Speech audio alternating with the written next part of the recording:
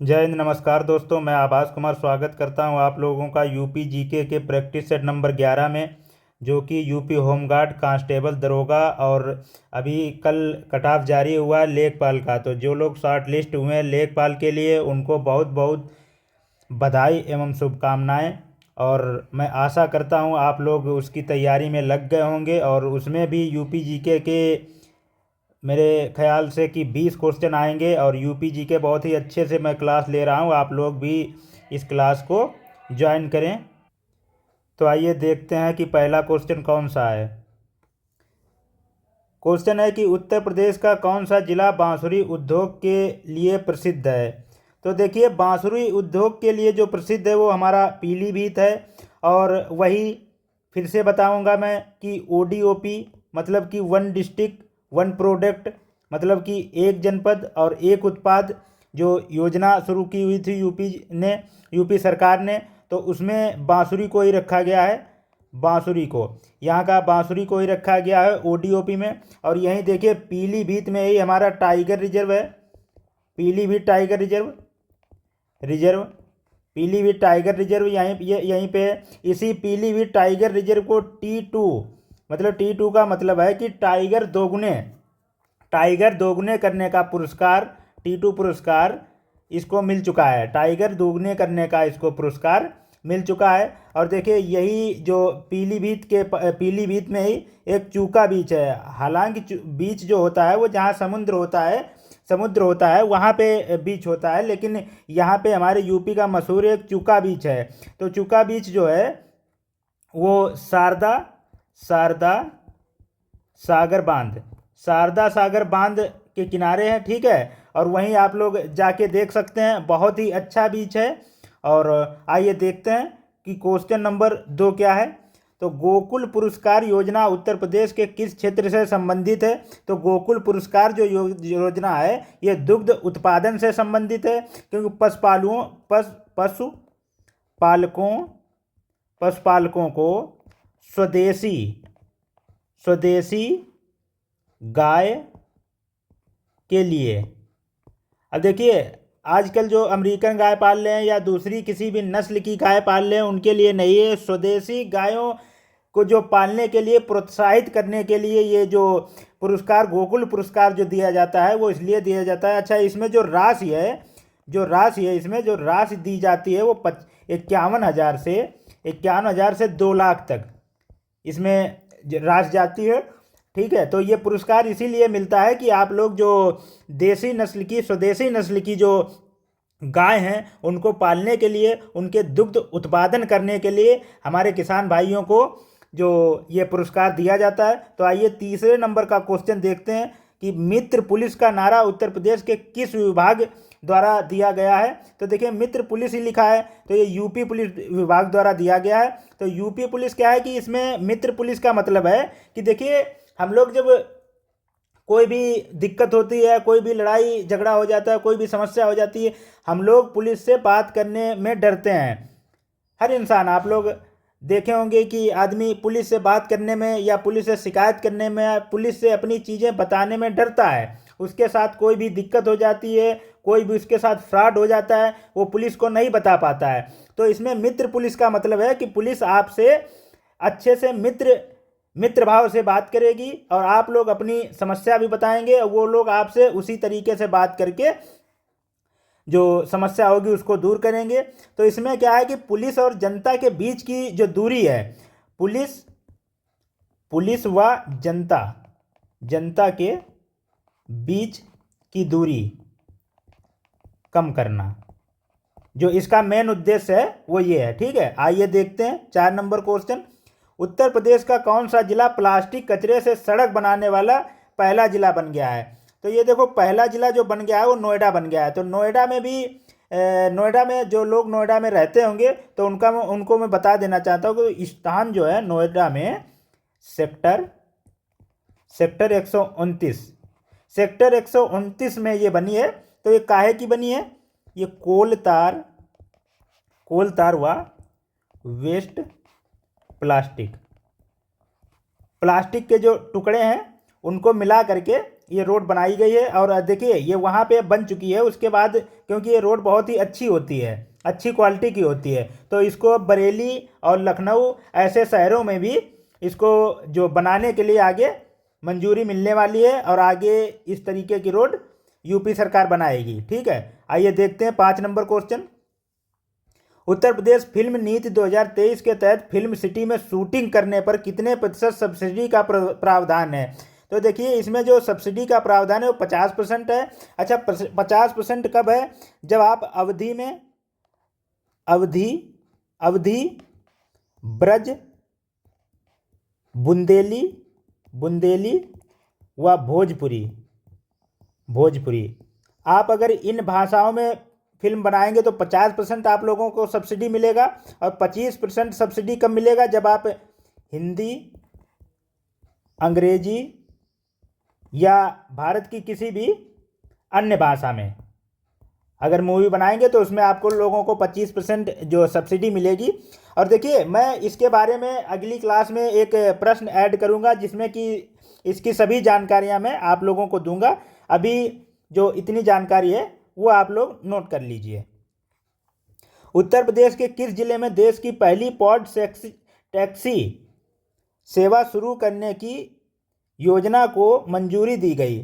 तो pod taxi जो है वो जो मंजूरी दी गई है वो गौतम बुद्ध नगर जेवर एयरपोर्ट से फिल्म सिटी तक। ठीक है, ये मतलब कि वही नोएडा वाला, तो यहाँ तक दी गई। अच्छा, इसकी जो दूरी है एयरपोर्ट से और फिल्म सिटी तक की, तो ये 14.6 किलोमीटर। और इस मार्ग में 12 स्टेशन बनाए जाएंगे। ठीक है, टैक्सी के लिए 12 स्टेशन बनाए जाएंगे। और आइए देखते हैं क्वेश्चन नंबर 7। उत्तर प्रदेश के आर्थिक क्षेत्रों के संदर्भ में सर्वाधिक औद्योगिक विकास दर वाला क्षेत्र कौन सा है? तो इसमें कौन सा हो जाएगा? इसमें पश्चिमी क्षेत्र हो जाएगा। पश्चिमी क्षेत्र आप लोगों ने सुना होगा, नोएडा है, गाजियाबाद है, मेरठ है, ये सब जो जितने भी राज्य हैं वो क्या बोलते हैं, जिला हैं, डिस्ट्रिक्ट हैं, तो इनमें आप लोगों ने देखा होगा कि जो आर्थिक संदर्भ में जो है वो औद्योगिक विकास ज़्यादा कर रहे हैं ये लोग। ठीक है, तो उस हिसाब से ये आइए देखते हैं 8 नंबर क्वेश्चन। उत्तर प्रदेश शिक्षा सेवा चयन आयोग का मुख्यालय कहाँ स्थापित किया गया है? तो ये प्रयागराज हो जाएगा। और अच्छा, इसमें जो एक एक अध्यक्ष होता है और 12 सदस्य होते हैं। ठीक है, तो आइए देखते हैं क्वेश्चन नंबर 9। उत्तर प्रदेश का वह एकमात्र जिला कौन सा है जो हिमाचल प्रदेश के साथ सीमा साझा करता है? तो आप लोगों को मैं बता चुका हूँ, ये सहारनपुर हो जाएगा। सहारनपुर में ही संतरा उत्पादन होता है। ठीक है दोस्तों, मैं क्षमा चाहूँगा आप लोगों से कि आज जो ये क्लास है तो थोड़ा समय का अभाव है, इसलिए मैं थोड़ा जल्दी करवा रहा हूँ और एक्सप्लेन भी थोड़ा कम कर रहा हूँ। आप लोग समझ रहे होंगे मैं जिस हिसाब से जल्दी कर रहा हूँ। ठीक है, तो बाकी कल से आपकी जो क्लास है वो बहुत ही अच्छे तरीके से लूँगा और अच्छे तरीके से एक्सप्लेन करूँगा। बाकी आज आप लोग बस मैनेज कर लीजिए। देखते हैं क्वेश्चन नंबर 10। बुंदेलखंड जल संचयन के लिए उत्तर प्रदेश सरकार ने किस देश के साथ समझौता किया है? तो ये इजराइल के साथ हो जाएगा। आप लोगों ने सुना होगा, मोदी जी भी खूब इजराइल घूम रहे हैं। देखिए बाहर जब पीएम हमारे जो बाहर जाते हैं तो कुछ ना कुछ समझौता टाइप का ही होता है, या इसी तरीके से जो भी काम होते हैं बस काम के सिलसिले में ही जाते हैं और घूमने ही नहीं जाते हैं ये लोग। और बहुत सारे ऐसे जो समझौते होते हैं वो सब होते हैं इनके आने और जाने पे। बनारस घराने के संदर्भ में कौन सा कलाकार तबला वादन से संबंधित नहीं है?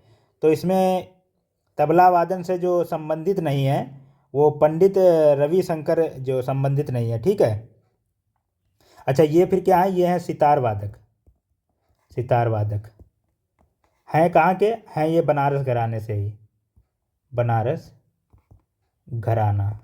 घराने से ही हैं, लेकिन है ये सितार वादक।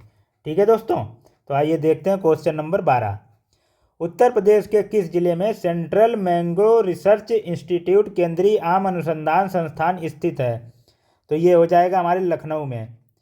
तो इसी को अब केंद्रीय उपोष्ण बागवानी संस्थान कहते हैं। ठीक है दोस्तों, और इसकी जो स्थापना 1972 में हुई थी। ठीक, और आइए देखते हैं क्वेश्चन नंबर 13। उत्तर प्रदेश में रानी लक्ष्मीबाई वीरता पुरस्कार किस क्षेत्र में दिया जाता है? तो रानी लक्ष्मीबाई जो वीरता पुरस्कार है वो वीरता और साहस के लिए दिया जाता है। किसे दिया जाता है? तो हमारी महिलाएं हैं या जो बालिकाएं हैं, और ये अगर अपनी जान पे खेल के किसी की जान बचाती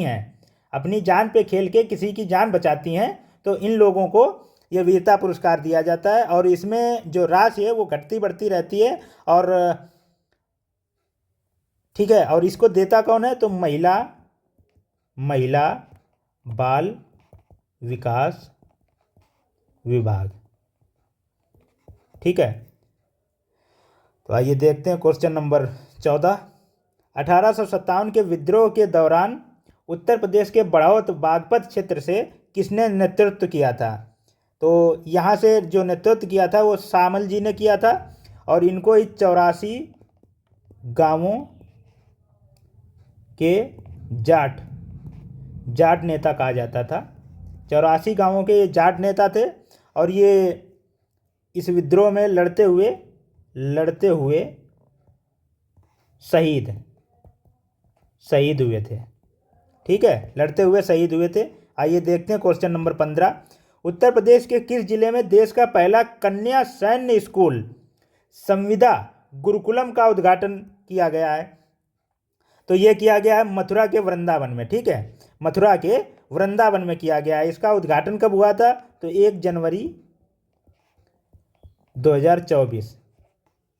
ठीक है, इसका उद्घाटन 1 जनवरी 2024 को हुआ। किसने किया? तो ये हमारे रक्षा मंत्री राजनाथ सिंह द्वारा। ठीक है, राजनाथ सिंह द्वारा हुआ था। और आइए देखते हैं अब क्वेश्चन नंबर 16। उत्तर प्रदेश के किस ऐतिहासिक स्थल को बेगम समरू के प्रसिद्ध चर्च के लिए जाना जाता है? तो ये मेरठ सरधना। ठीक है, आइए देखते हैं क्वेश्चन नंबर 17। निम्नलिखित में से कौन सी नदी उत्तर प्रदेश में बीहड़ का निर्माण करती है? देखिए, मैं आप लोगों को आज एक चीज़ बताना चाहता हूँ कि आजकल जो एग्ज़ाम्स में क्वेश्चन आता है, तो जैसे कोई ऑप्शन है और चार ऑप्शन दिए हैं। जैसे यूपी ट्रिपल एससी में 5 ऑप्शन आते हैं, तो जैसे मान लीजिए 4 ऑप्शन दिए हैं, और आपसे अगर किसी चीज़ के बारे में पूछा है कि मान लीजिए आम कहाँ सबसे ज़्यादा होता है, तो आम के बारे में आप लोगों ने अगर सबसे ज़्यादा वाला पॉइंट इसमें नहीं है और उसके दूसरे नंबर वाला डिस्ट्रिक्ट इसमें दिया हुआ है, तो लोग क्या है कि वो लोग लगाते नहीं हैं। अब यूपी ट्रिपल एससी में 5 ऑप्शन होते हैं, इनमें से कोई नहीं कर देते हैं। तो जब उसमें दूसरे नंबर वाला ऑप्शन दे रखा है और इसमें निम्नलिखित में से बोल रखा है, निम्नलिखित का मतलब ही होता है जो मैंने लिख रखे हैं उनमें से बताइए। क्या समझे? तो उसमें से उसको दूसरे नंबर वालों को लगाइए। समझ रहे हैं? ये हो जाएगा। तो इसमें क्या हो जाएगा? निम्नलिखित में से कौन सी नदी उत्तर प्रदेश में बीहड़ का निर्माण करती है? तो ये हो जाएगी चंबल। ठीक है, चंबल नदी जो बीहड़ का निर्माण करती है, और सबसे ज़्यादा जो प्रभावित है वो इटावा है। ठीक है, और नलिका अपर्दन। ठीक है, तो इटावा, आगरा व जालौन ये प्रभावित जिले हैं। ठीक है, उत्तर प्रदेश के किस नगर में अटाला मस्जिद स्थित है जिसे इब्राहिम शाह सरकी ने बनवाया था? तो ये हो जाएगी जौनपुर में, और इसे बनवाया कब था? 1408 में। ठीक है, आइए देखते हैं। 2011 की जनगणना के अनुसार उत्तर प्रदेश के किस जिले में सबसे कम महिला साक्षरता दर्ज की गई है? तो महिला साक्षरता जो सबसे कम दर्ज की गई है वो श्रावस्ती में। साक्षरता महिला हो या पुरुष हो, सबसे कम जो साक्षरता है वो श्रावस्ती की है। तो इसमें महिला की क्या है? 34.8%। ठीक है, आइए देखते हैं 20 नंबर क्वेश्चन। उत्तर प्रदेश का जनसंख्या घनत्व 2011 की जनगणना के अनुसार कितना है? तो ये 829 व्यक्ति प्रति वर्ग किलोमीटर। ठीक है, तो ये हमारी रही क्लास आज की। थोड़ा मैंने जल्दी जल्दी करवाया है, एक्सप्लेन भी बहुत ही कम किया है, और अगली जो क्लास होगी उसमें अच्छे से एक्सप्लेन करेंगे। आशा करते हैं आप लोगों को अच्छी लगी होगी क्लास। और ये सर की भी एक क्लास चलती है मैथ्स की, और आप लोग देखिएगा। धन्यवाद आप सभी को जो आप लोगों ने पूरी क्लास की। ठीक है, जय हिंद।